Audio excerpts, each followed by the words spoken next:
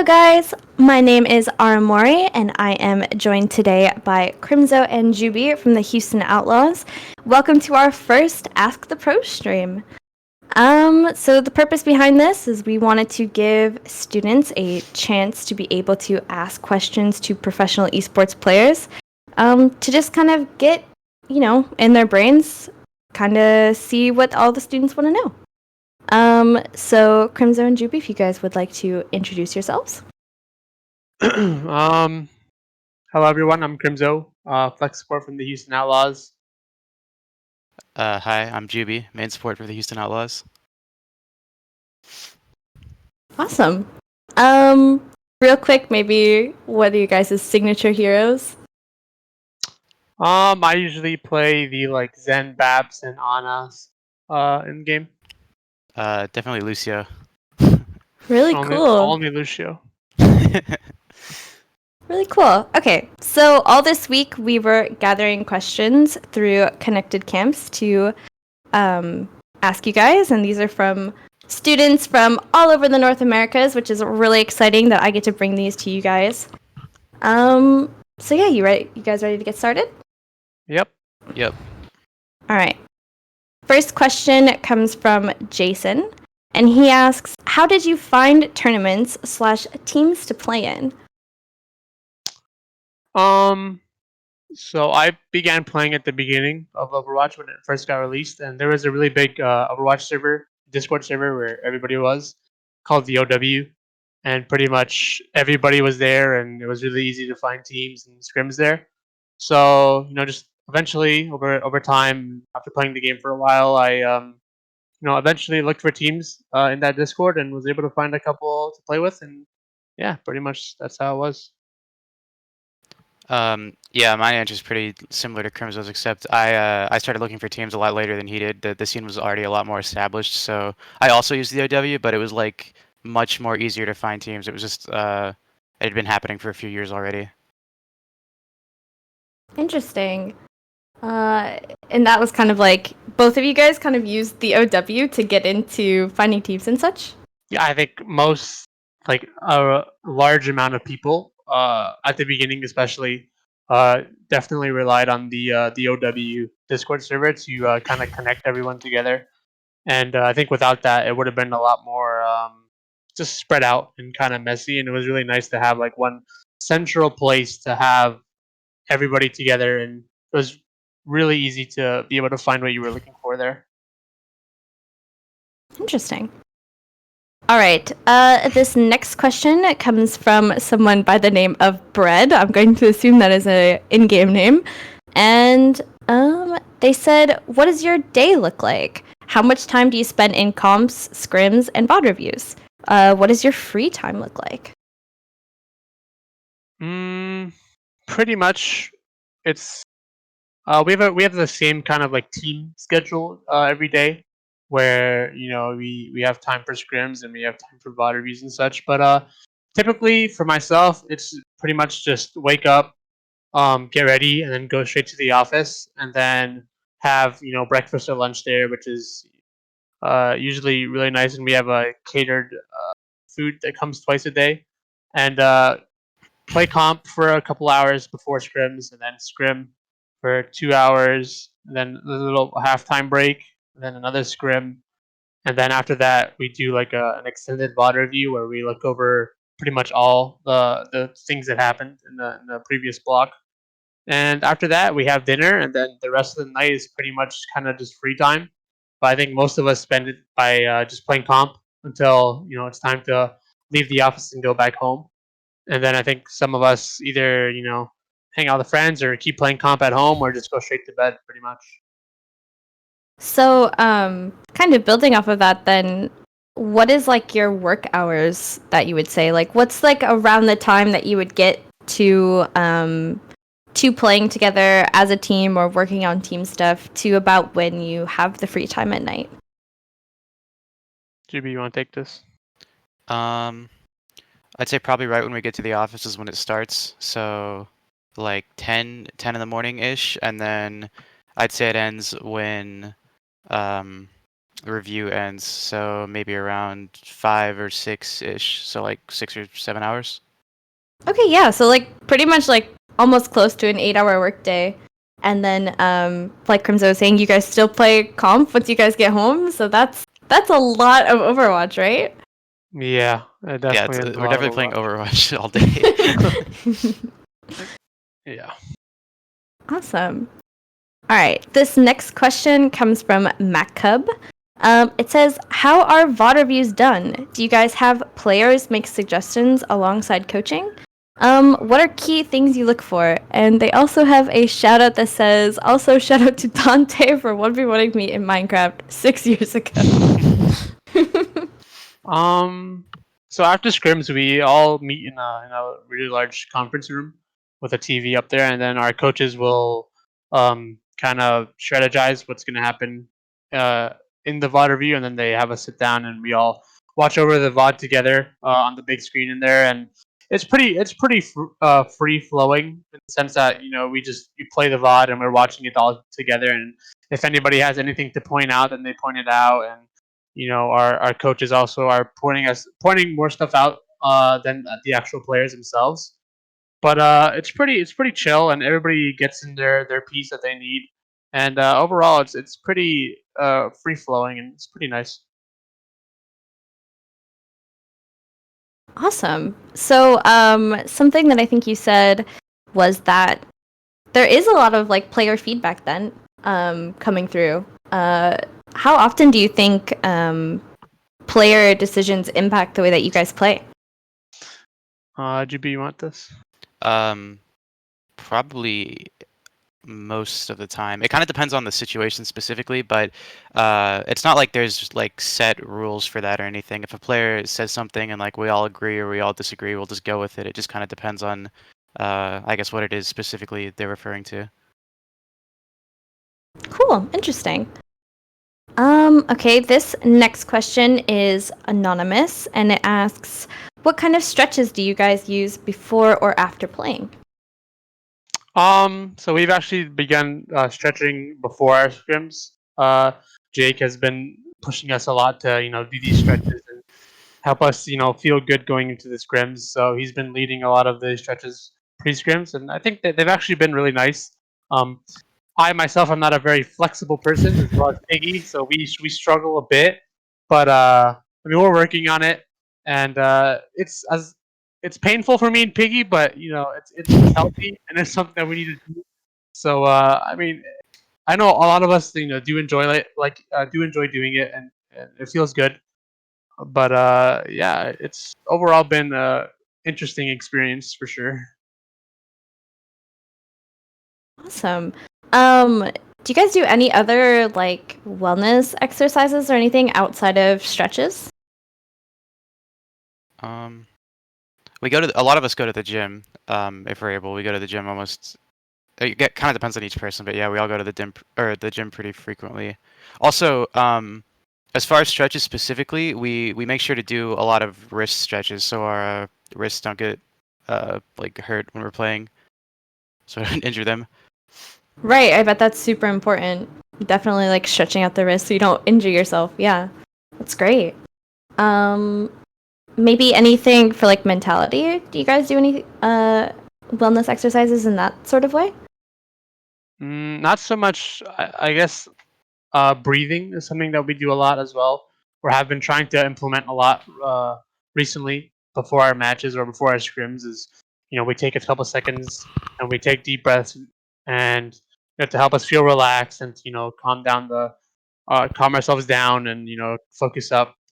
And I think it's really important to have something like that, especially when we go into the matches where it's high stakes and people are excited and people are nervous, and it's important to try to regulate yourself and try to calm down and just focus on the game. Yeah, I definitely agree. I think mentality is a huge thing when it comes to esports, especially in a very high stakes environment, like you said. Awesome. All right, this next question is from Ryan, and it says, how do you avoid burnout, both individually and as a team? Mm,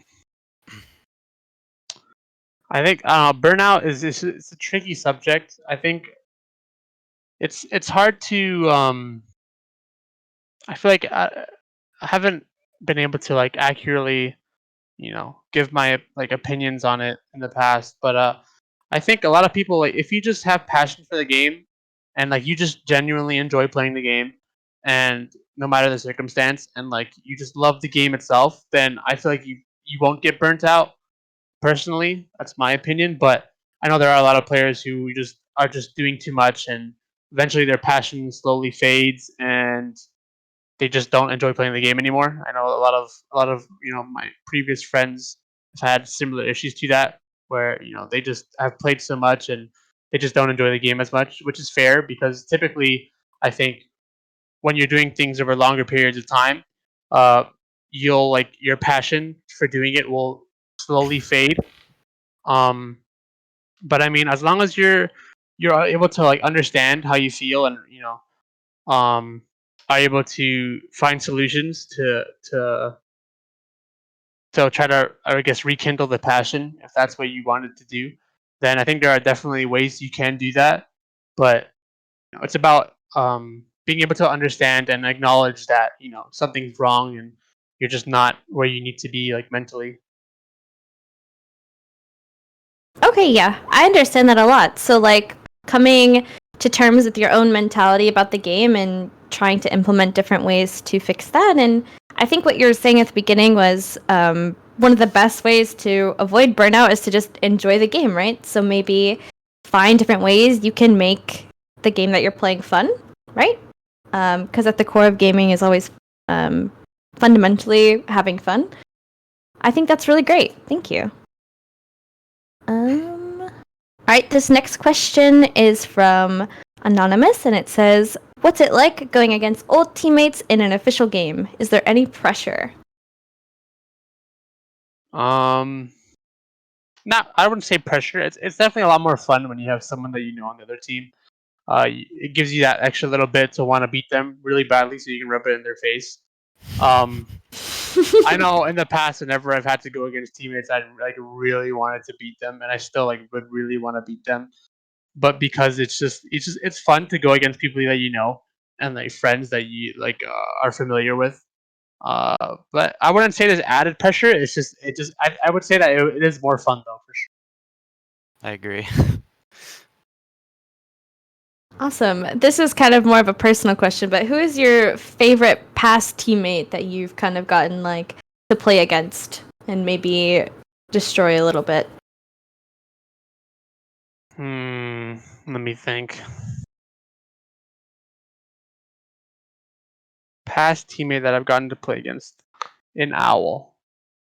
I'm not sure if I played against McGravy, but he kind of beat me up when I played against him, so I won't think about that. I guess Jaru, but he was on the bench.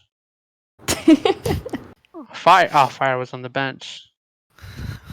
Yeah, I don't know. I don't really know who I don't really know who I played against in Owl. I know next season, obviously, I have way more past teammates that will be like in competition, and it'll be really fun to see to play against them and kind of you know banter with them a bit. Interesting. All right. Okay, this question is from Tremendous, and it says, "How do you relax after an intense match?" Yeah. So let's hear it. Jubi. Um, the simplest thing I do is literally just like stop whatever I'm doing and just like focusing on my breathing. That really calms me down. Or I'll just like lay down for a bit and I'll be fine afterwards. It's pretty simple for me. Yeah, I think um, I know that getting up like away from your computer and kind of just walking around is it's a big thing.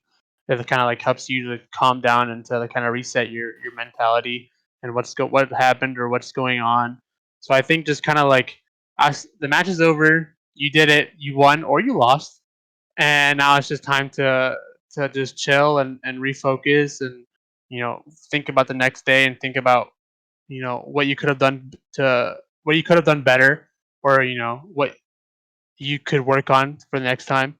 And yeah, that's pretty much it. All right, very interesting. Thank you.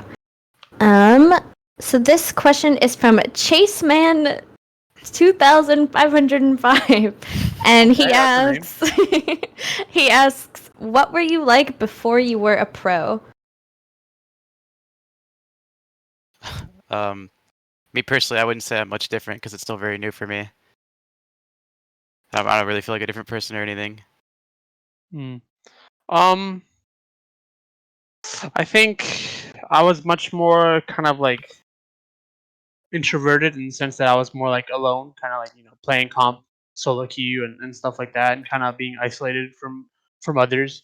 But what now that I've joined like the I guess like the team uh and like the team scene, I guess, or like scrim scene or whatever, I've been much more like open and having a lot of people to talk to and stuff, and just overall kind of like a more outgoing person nowadays.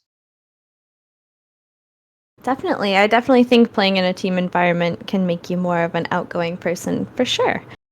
All right, next question.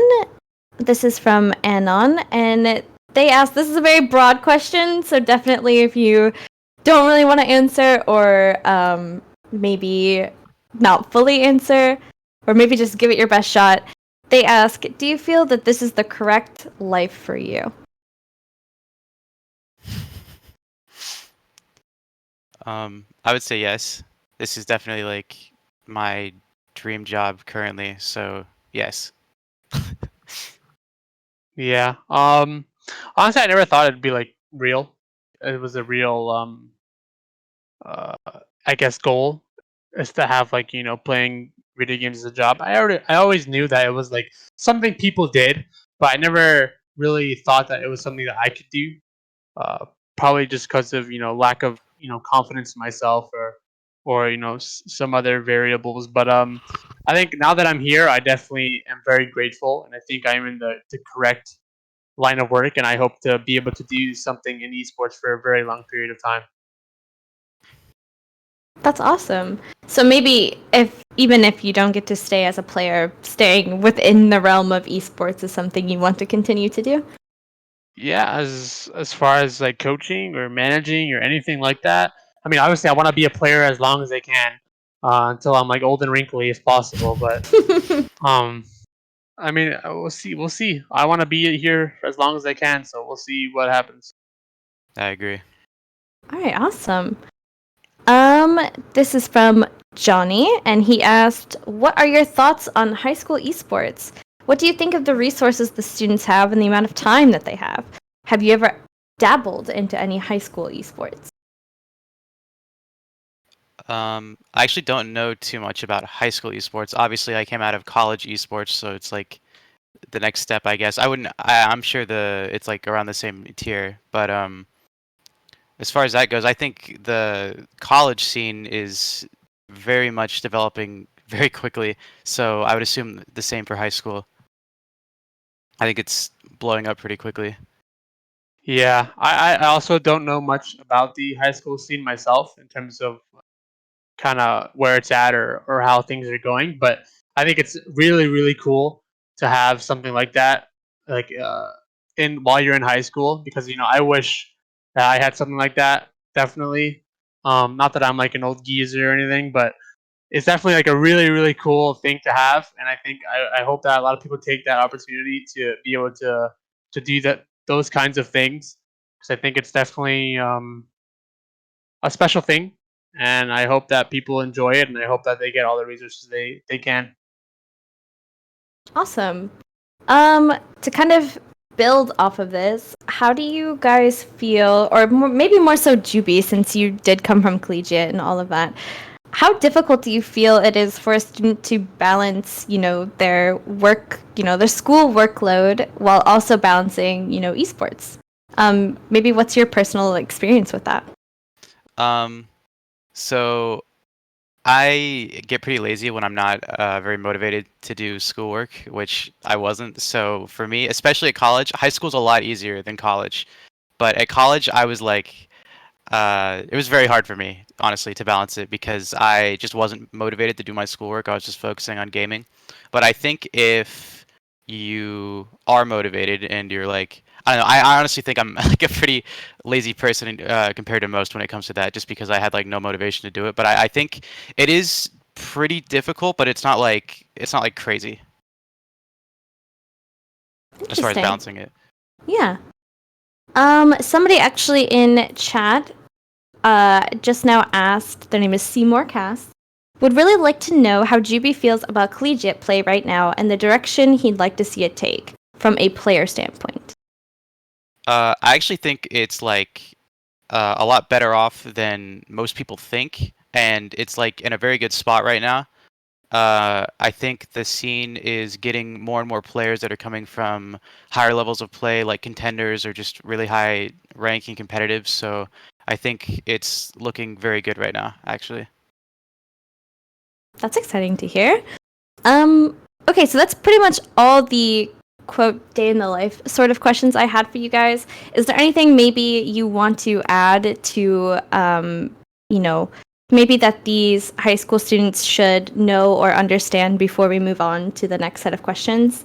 Maybe about your day-to-day life or any sort of challenges that you think they might need to know before striving to become a pro, anything?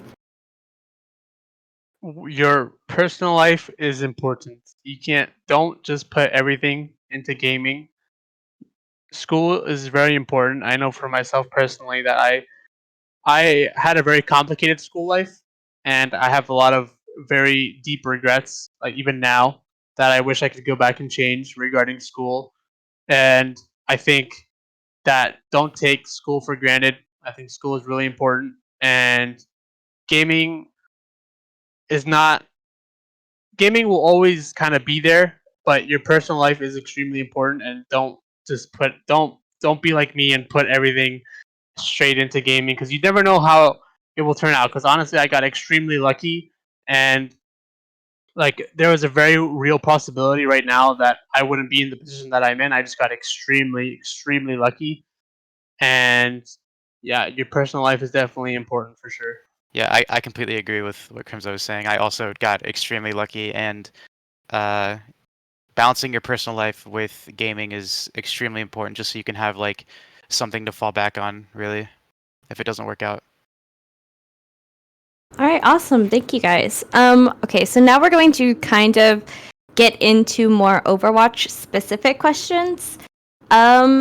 And actually, somebody from chat just asked us. Their name is White Boy Drip. What did you wish you knew when you started grinding Overwatch? Um, I think I probably wish that I knew that it's not as complicated as I thought it was.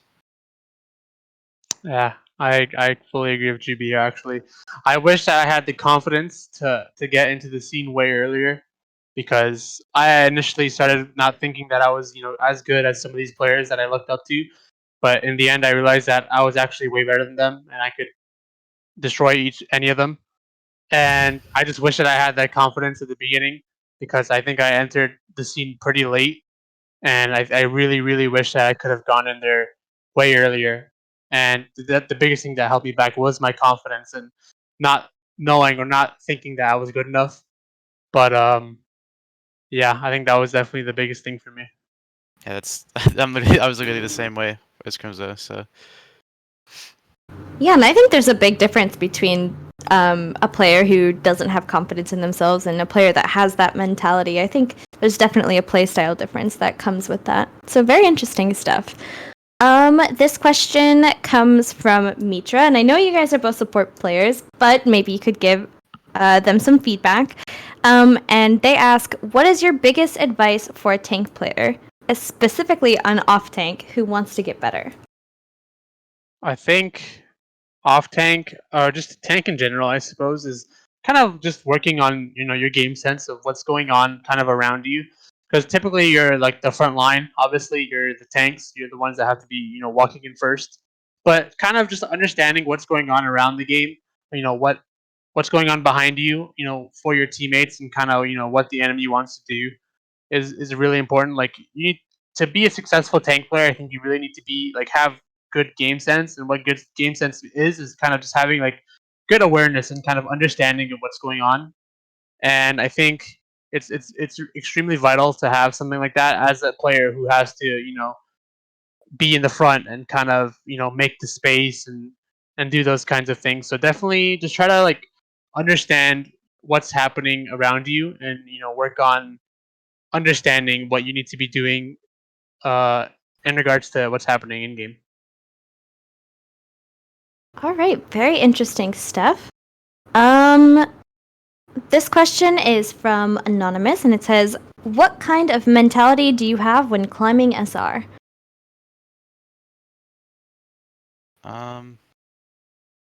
I always try to focus on just improving my own gameplay, like trying to get something out of it, because I stopped like really caring about the like getting a really high rank a long time ago because I did. So I always just try to think about like what I could gain from playing in ranked specifically. Yeah, I personally have always had the um the thought that as long as you performed well in the comp match, that the win or loss doesn't matter. It's definitely about taking away what you can take away from the games and kind of learning off of your own mistakes. But at the end of the day, it's comp. It's going to be random. All you can do is control your actions. You can't control, your funny looking teammates who are playing weird heroes. Just kind of just work on yourself, focus on yourself, and you know you'll improve if you really want it and you're trying hard and you're grinding, you will improve. Don't worry about the number that much. Yeah. Awesome. Really good advice. All right. This question is from Nick, and he asked, "What is the best way to fix your positioning?" I think positioning comes with understanding of the game and kind of what's going on in the game. So in terms of like what comp your enemy has, what comp your team has, it's just kind of like on the fly decision making that you kind of build up over time as like a skill of like knowing where you need to be and what you need to be doing. And it generally depends on what hero you are, but also um just kind of what your team is playing and what the enemy's playing. But I think typically the base level is kind of like whatever role you're playing: DPS, support, tank. It's like tanks obviously are in the front, supports are in the back, and DPS kind of do whatever, just kill things. But it's kind of sticking to those like main um notes about the roles is kind of where you should start, obviously, and then from there you kind of expand your knowledge of what you need to be doing by playing the game and learning. For me personally, I found it very beneficial to just watch people that I think are good. Like I just watch their gameplay and I see what they do, and I can just take away from that if I was really lost. Yeah. Okay, awesome. Thank you, guys. I have one last question, and this is for Crimzo specifically. This is from Ollie, and they asked, "Being a proud Canadian and flex support, Crimzo, what was your experience in 2018 and 2019 in the Overwatch World Cup? Did you have a good team bond with XQC, Surefour, Agilities, Bonnie, etc.? Any funny stories? Would you go to an Overwatch World Cup event in the future?" 2018 was really really cool. It was my first time kind of playing with any of those guys, and at the time I was in contenders under Envision, I believe, and hadn't really had much experience against tier one or playing with tier one players besides competitive. So it was definitely really cool. We were actually able to take bronze away that year, and it was a really big accomplishment for myself to like it more firmly helped my thought that I was just as good or if not better than some of these guys, not just on my team, mostly talking about people on the other teams, the other World Cup teams. And yeah, 2018 was really really special year for me. 2019 is a bit sour. Things ended up not going as I wanted to, and it was a little bit sad how it ended. But I would definitely go again for another World Cup, just because I love competing and I love being able to also represent my country, and it's a really really cool thing to do. Awesome. Um, you want to say anything about your bond with your teammates? Maybe some friendships you brought out of Overwatch World Cup? It's a little different than a traditional team because it's kind of like a one tournament type team. So you don't typically form like really strong bonds with your teammates because you are playing with them just for a limited amount of time. So I hadn't really gotten to get to know my teammates very well, but I definitely enjoyed playing with all of them, and I think that they're really cool, and I wish I had gotten to know them a little bit more. Awesome. Okay. So I think that kind of covers every Overwatch question we got. So before we move on to the next segment, which Crimzo is going to be hosting a sort of VOD review.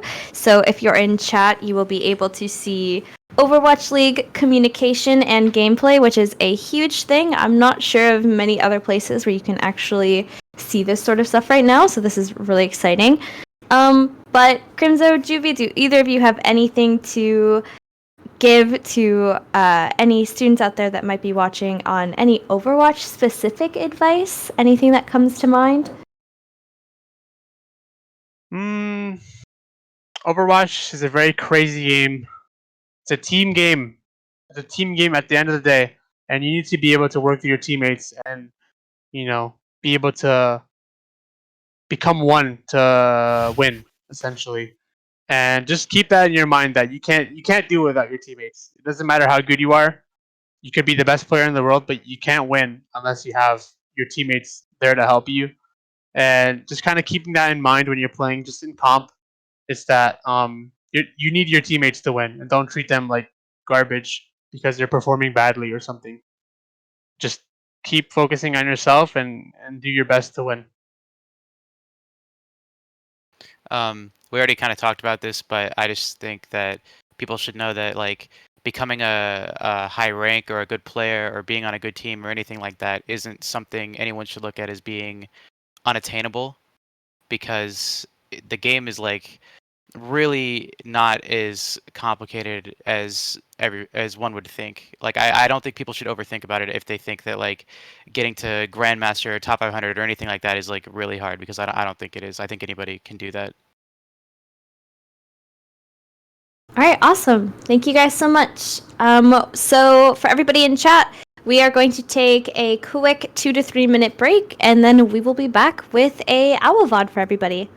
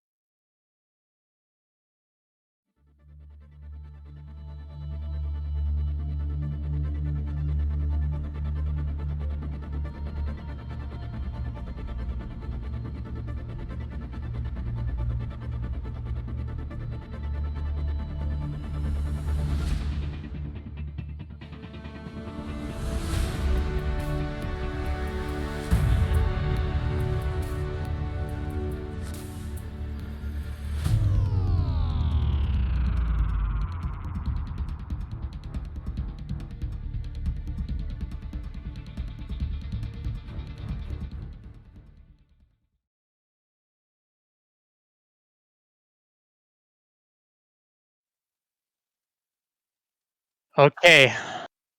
Now we go into the VOD portion of the stream. And I came here, I promised a Houston Outlaws VOD. So I went to the archives, went to the back of the filing cabinet, and I found this scrim from 2 months ago against a Korean contender. This is back when we played in Korea, so we're actually all on like, or half of us are on about 150, 140-ish ping. Aren't you on like 200? Yeah, we could have been on 200 here, honestly. It just depends on the server that we were playing on this day. But No, like you were, because Canada. Oh, true. I was actually playing from Toronto here, so it was not pretty. But you do, you do what you can do, and let's jump right into it. Oh wait, I have it muted. Echo Zen. Okay, first of all, for anybody who's confused, we have accounts that are numbered like this. It's kind of the point is to kind of hide who we are, but just to clarify who's playing for us here. Actually, our DPS line is Hydration and Dante. Our tanks are Jangu Piggy, and obviously the supports are myself and Jubi. And then our comp, we are playing the normal and a monkey comp. I think this is still meta. Pretty sure this is still meta. And they're playing the Ball Zen version. In terms of like the comp matchup here, the monkey Ana team is very sustainable. They have a lot more healing than the other team, and the other team, the Ball Zen comp specifically, wants to be poking and kind of just dealing damage and trying to stay alive, essentially. And that's pretty much the overall base concept of what's going to go on here, and we'll see how it goes. Remember to just hard push bottom left, okay? Echo main. I can bubble. I can fly over. Okay. I can go. They're playing top left. They're playing top left. left. I can go soon. So what's kind of going on here is everybody's just kind of fighting for position right now. Our team is kind of fighting around this cage area where we are very safe, and it's very hard for the enemy team to dive us, and we're kind of staging for an eventual dive where we will jump their support line on the high ground here to be able to kind of open up the map and eventually cap the point. I need back behind. Thank you. I'm dead. Can we dive? This was a failure in communication where our Echo needed pack sooner, and it was just kind of a failure of communication, essentially. Keep in mind, this was when our team was kind of in our infancy. We were still kind of learning each other's play styles and how we wanted to play and stuff like that. So there will be a couple of these kind of mistakes, but most of these now are well ironed out because we played with each other for a long time. But these kinds of things do happen across every game, across every team. Sometimes stuff like this just happens. Okay, dive check. But the important part is to not give up. Just because one person is dead doesn't mean the fight's over. It's 5v6, yes, but you can still win. Don't give up just because one person dies. Oh, okay. Kill me, Kuza. Zen. Someone break next? Oh, maybe I'm dead. Okay. Boston. I go sleep. 3, 2, 1. Boston. Come on. Come on. Kill Diva. One diva now. And even though we lost our Echo super early, at no point did we ever give up. We had our Monkey and Tracer eventually dive their support line up top, and then we were able to kill them very quickly, while also staying together as a Ana Brig Zarya kind of trio, where it's really hard for us to dive as long as we stay together.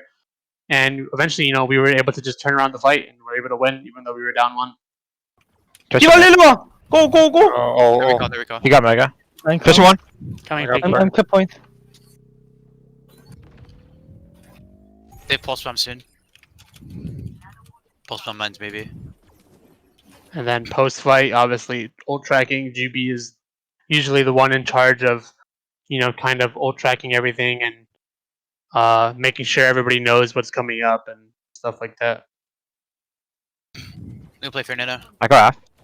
I might get so quiet here. Okay, Like we a know soon. Yeah, I'm AD. I hear you. Zen top left. 게이지 한번 채워줘. 아니 Yeah. I can go soon. I need Oh, wait. Ball me. 웨이트 나눠. I need one. Back to you. You're looking at me. Right here, we're just playing slow, waiting for our nano boost. Because usually you engage, when you can, you engage with ultimates. But obviously, right now there are no ultimates from any team. So since we're like really close to nano boost, we wanted to play slow and eventually just farm that nano boost so we could then go onto the enemy backline. So even though we are looking for dives in our composition, we want to be able to go. You don't have to just instantly go. You can be smart about it and you can be patient. Can go? Come on, come on. Oh, Wait. No, Come on, no, come no. no. Okay. I go. Point. Oh, point. All behind us. Can I? Touch him. I grab. Bring one Dante. Can? I can. Maybe I can. Just Oh, Send me, Dante. He's half. nice. Oh, D.Va here. D.Va no boost. Give a real one. And then I got this her. is kind of just Brother. cleanup of the fight. Ball Ball right. I can maybe Ball push him. sleeping, right side, right mini sleeping. Ready. 3, 2, 1. He's pulse spam only. I barely soon. We can I just have figure out. Primo. Grab first? Or I use Primo first? here. Grab. Oh. And this is kind of the planning phase after the fight is what we want to do. First step is kind of what they have, so we can think about what they want to do. The next step is kind of what we have and what we want to do. And it's really important to know what you're going to want to do going into the next fight. You need to know, like, you're going to go with a Primal Rage, or you're going to go with a Graviton Surge. Just always having a plan of what you're going to be doing, because you don't want to have it so that the fight happens and you don't know really what's going on or what your team's doing, and it just becomes way more messy than it needs to be. I can try to save You too. first. Okay. I go They're first going dive. Yeah. Then come top. Ball Someone I go can on. dive, Dante. Really low, really Oh, low. you can go? Yeah, I can. Okay. bottom right. Ball Yeah. bottom right. I go first. Dive, go. That's weak. Really weak. Oh, you use Prime. I use. I can be ball. I can dive. I can rise in. Yeah, I'm on. I'm going now. Come here. Oh. He's really one. Dead. Block up, Jubi. They clone monkey, Crimzo. I can sleep copy maybe. I see I use now. grab here. Oh, can carry me, Oh. Crimzo here? Coming. One brig. I don't know. Okay. Next jump. I'm 3 pushing. seconds. he was Monkey. Clone one. Can go? Load here. Nade me. I can go. Oh, he ate it. Breathe. Grab the first bomb. Careful, Jingu, careful. I'm You can dead. chase it? Trace one. Trace do recall. I'm cutting. Oh. Okay. Just go back. Okay, help me. And a half. Better. And Awesome. here, pretty much just, there was a little bit of desync in our team, which was the reason we ended up losing this fight. Things like our monkey coming back, but our echo still being in. It's things like that could have probably been fixed by just communication between the two. But yeah, we just weren't able to properly communicate here, and kind of eventually ended up in kind of our downfall and why we ended up losing this. Both teams used a lot of ultis, but we just ended up losing here because we kind of lacked communication, and that was our biggest downfall here for sure. I don't know. Yeah, maybe. Echo on me. They don't trace you right now. Echo one. Echo Oh, I'm already dead. I can't reach her. Back to you. Keep a ball inside. Ball Go back. inside. Ball Oh, inside. the bubble. Okay. Brig half. There. Echo pushing. I come. Oh. Oh, Jubi. Echo half. 차진 않아. Jubi dying to mines. Normal. Normal. Just a daily occurrence. Oh, Yep. Honestly, right here, this is actually really bad for us. So we had lost this fight, but we never actually properly took the time to reset and kind of like refocus on the next fight. It ended up just becoming like a really long staggered fight. It is 5v5 to be fair, but like there was no replanning of what we wanted to do or anything like that. It was just kind of like a long staggered out fight, which is typically not very good because you want to be able to kind of refocus once you've lost and come into the next fight knowing what you want to do.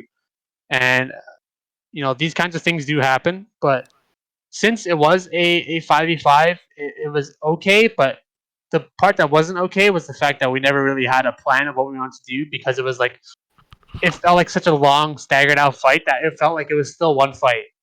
And so there was no like after fight planning in terms of what we wanted to do or what ultis they had or anything like that. So it became a little bit awkward, and then we just ended up losing the next fight because we were kind of discombobulated and not really knowing what we wanted to do. They don't chase you right now. Echo 1. Close one, Echo just dead. Oh, I'm already dead. I can't reach her. Back to you. Keep a ball inside. Ball Go back. inside. Ball inside. Ball The inside. bubble. Reroll, Okay. reroll. Big half. there. Echo pushing. Echo. Oh. Jubi. Echo half. 차진 않아, 차진 않아. D.Va macked. Oh, I'm done. Oh. Now we Close finally lines. go. Don't give we D.Va ult. play slowly and Don't give D.Va regroup. ult. Don't give D.Va ult. Just back. Okay. 오케이. We did end up getting their diva suit, which is actually really important. And now here Dante is calling to not feed the baby diva, which means don't give her any ult charge so she can get her mech back, which means when we come back into the next fight as 6, they'll have a baby diva, which is really, really weak and, is a very easy target. So here we're just waiting to regroup. They have a baby diva. They're shaking, they're trembling, they're shaking in their boots. They don't know what to do. But yeah. Almost have nano 80. I'm back. Okay. We can go. I'm take damage. Wait. Nano? Playing so Push left side, push left. farming nano again. We don't have any ultimates to go for. So why not just take a little bit of extra time to make sure that we have something to go with? So, why not nano? Nano is an amazing tool to engage on the enemy with. So taking that little bit of extra time to get that ultimate to be able to go in more fluidly is really key to what happens here. Left side. Yeah. Okay. I can bubble. When you walk up, can you back? Oh, you can go. You can go. Go. Pistol 1. Pistol Rico. I'm Another dead. one. Echo no beam. Echo. 디바 돼? Jubi. Loading. We can go back. No. Oh. Maybe breathe. Ball. Ball bind. Sorry, no backline. Ball. I caught a copy. I'm in. Ball 1. Oh! Echo top right. That right here, this was honestly mostly a mistake on our support's part. This was our fault because we weren't communicating to each other well. So they were able to, just simply dive us, and we ended up dying because we weren't able to communicate properly to each other. And so, even though our monkey was able to jump onto their supports and was able to eventually kill them with Primal Rage, our backline did die, which did cause a little bit of a mess. And when you're engaging on something and you have the advantage, which was the fact that they had Baby Diva this fight, you don't want to make things messy. That's typically what the disadvantaged team wants to do. Similar to how if you were to go down in a fight, specifically at like the higher level, if you were to go down a player, you want to make the fight really messy, and you want to have the team that has the advantage kind of diversify their resources and make them split up, and eventually poke at them, continue poking at them until you find the weakness, and that's how the unadvantaged team is able to come back into a fight and win it. Is if the team that has 6 people and is at full strength is splitting up and kind of doing their own thing and not really focusing. That's how the team that is at a disadvantage wins the fight. And so when you are at an advantage, you want to be able to be as solid as you can be. And what I mean by solid is you want to not split up. You want to essentially stay together and just be strong, because as a unit, you are up one person. And when you're up one person, you are extremely strong if you simply communicate with each other properly and stay together. Because a lot of times, even though when people, or just a lot of times in general, when your team is up by one player, or you get like an easy kill or an easy frag at the beginning of a fight, you start to autopilot because you think that you've already won. But especially at the higher level, a lot of teams know how to make that disadvantage into an advantage, in the sense that they want to make it really messy. And if you're not careful, you can be caught with ultimates, which are extremely devastating if you're not prepared for them. And so this is kind of our mistake for making the fight messy, because even though we eventually did win this, it should have been way cleaner than it was. And it could have even resulted in us losing, despite us having such a huge advantage and the diva not having mech. Yeah. Okay, okay. I can bubble. When you walk I'm out, can you not- back? I'm Oh, you ready, can I'm go, ready. you can go. Go, go, go, I go, can go. So go. this is the fight There's once one. again. There's no Rico. I'm I dead. know one. I couldn't beam. Just kind of desynced Diva there. Jubi. Loading. and We can go back. No. just Oh. kind of not Maybe brief. playing together as a unit due to Ball bind. lack of Or no, back line. communication. Ball. I caught a copy. Which happens. Ball one. Happens. Oh! Everyone happens in every game. Echo top right. Nice. And eventually we did win, but it was not as clean as it could have been on the last fight. And those are the little things that you have to nitpick about, because at the end of the day, it's about the team that makes the least mistakes. Like, it's always the really small things that ends up making you lose. And yeah, that's pretty much it for the VOD review. All right, awesome. Thank you for taking the time to pick that apart. I think for comms in general, I myself have one question. So you guys are like a mixed roster. How was it to kind of like come into an environment where not everybody, has English as their first language or speaks, very good English? How did that kind of like impact things? It's definitely a factor in the sense that there is a language barrier there, and the good thing about Overwatch is that everything can be a lot of things can be simplified in the sense that despite people not like being able to speak the same language, everybody can still kind of use the same kind of language, like in-game language, so to speak, to just kind of know what they need to be doing. So that kind of looks like talking about the mega packs as just megas, or talking about the default route as main, or there's also like high ground and left, right, just kind of very simple things for that anybody can learn and anybody can understand. And it does get a little bit more difficult once you try to go into like the more planning, like the detailed planning of what you want to do, like especially in regards of like kind of macro play. And macro play is basically like team wide movements together. It gets a little bit jammed up sometimes, but overall it's okay because everybody can kind of go back to that general understanding and that like just Overwatch language, I suppose you could say. All right, that's awesome. Something else I wanted to ask is, how much trust kind of goes into your team when you're like making those sort of plays, whether it be communication or in-game, but like really, how much trust would you say is involved?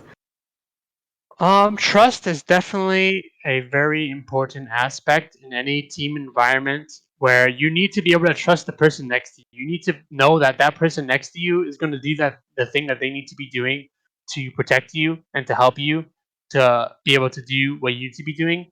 And so having confidence and being able to trust in your teammates are two very, very important aspects in being successful in a team environment, just in general, I think.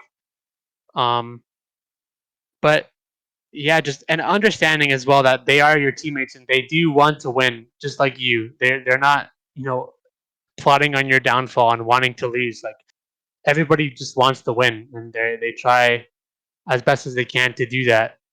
And so it's important to keep that in mind and kind of work together to win. As I said before, you can't win without your teammates. It's a team game. It's a team environment. You cannot do it alone.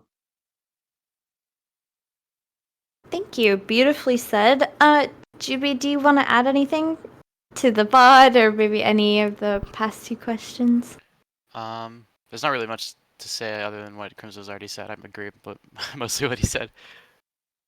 Okay, awesome. So I think that's pretty much all we have for everybody in chat. I did want to stop and, from Connected Camps to you guys, thank you so much for, coming on and getting to tell us a lot about like your lives. I think it's something that, you know, isn't seen often is the, you know, day-to-day of a esports player, and I think it's a really, really cool experience, not only for me, not only for Connected Camps, but all the students that we, you know, teach as well. So thank you guys so much. If there's anything you guys, you know, maybe want to shout out before we end the stream, this is a great time to do that. So any shout outs or anything you guys want to say before we take off? It was really nice to be here. I think it's important to share kind of, you know, what's going on behind the scenes, especially to the younger people, because, you know, the younger audience is the next generation. You know, there could be someone watching this who will become, you know, a great esports player, and every little thing that they can learn is extremely vital to their success. And, you know, I hope some people are able to take something away from this and be able to implement it into their own kind of routine or into their own life, and are able to succeed in, you know, whatever they want to be doing. And I just hope that people see kind of like we or understand that we're not special in the sense that like we're doing things people aren't doing. We're just doing the things that need to be done, and anybody can do that. Like, it doesn't matter what your skill rating is. It doesn't matter how good of a player you are.